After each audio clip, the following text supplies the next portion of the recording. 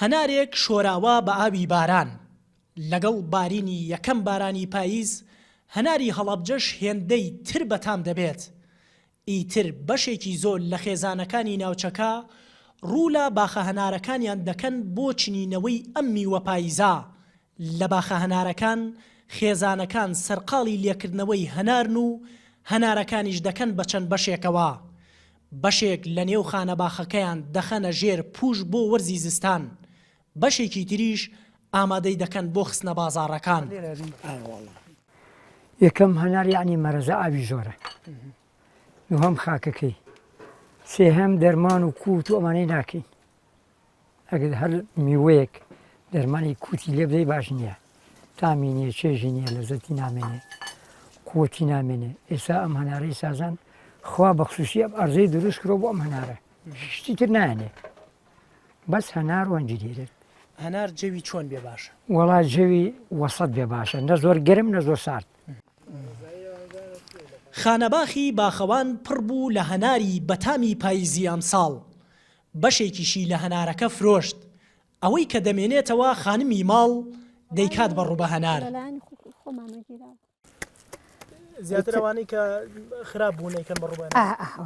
ئەوەی لاڕەش ئەو لاڕەش ئەوە وردەکە بیرکە خۆمان پێشین بیرکە کوردیەکەی ئەوانە دەمترەکە دەمەداتۆ. ئەوانەی کە هەناری سپین دنکەکەی سپیە، دنکەکەی سپیە بەخوا بۆ هیچ باش نییە. چنینەوەی ئەم میوەیە و دروستکردنی ڕووبە هەنار ئەم خێزانەی ماندوو کردووە. بۆیە خانمی خانەدان بۆ تێرکردنی سکی خۆی و کوڕ و کاڵ و پیاوی ماڵەکەی دەستاوی یەکێک لە بەرهەمە خۆماڵیەکانی تریان بۆ ئامادە دەکات. ڕووبە هەناریش یەکێکی ترە لە پێگاتەی سەرسفرەکەیان. وڵایی تقریبی 12-13 پلاسکۆ هەنار ئەوێ داکوتی اینجا ئەمە پڕێ. ئەی دوایی چەندێ ڕووبە هەنار دەسەکەی؟ وڵایی تر وەختی وا 15 کیلۆ دەرەچێت، وەختی وا 20 کیلۆ دەرەچێت، ئیتر هەیەوە ڕۆمنار 12 پلاسکۆ هەنار 15 کیلۆ ڕووبەهەناری دێژ. وڵایی واتیەوە زیاویش. لە سنووری هەڵابجا 8500 دۆنم باخی هەنار هەیە و ساڵانەش نزیکەی 25,000 تەن لەم میوەیە لە ناوچەکەدا بەرهەم دێنرێت.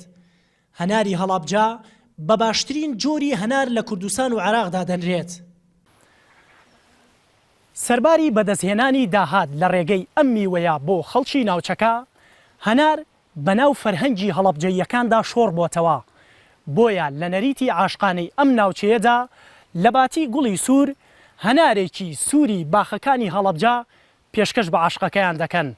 وری حەمەکەریم NRT گوندی سازان لە هەڵەبجا.